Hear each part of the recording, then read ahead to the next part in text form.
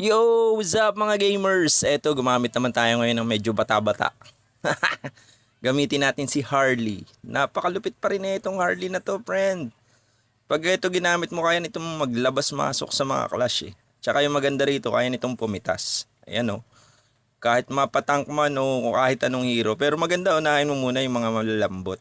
Oh, sigurado yan. Sureable yan. Pag mga kalati na lang ang buhay, SS-an mo na. Sabay per skill. Yung second skill nito, pantakas lang yun eh. Oo, kaya pang pantakas o kaya pang habol. Pwede mong magamit yung second skill niya na ganon. Tsaka maganda rito sa hero na to, napakasulit. Talaga naman oh, kita mo yung Layla. Wala, di na nakapalag. Kahit pumalag siya, wala rin eh. Naisip niya siguro ganun. Doon sa mga hindi pa gumagamit ng Harley, aba, gamitin nyo to. Napakalakas na itong hero na to. Sa skills lang, napakatindi. Sureable yan. Damage ka dito, damage.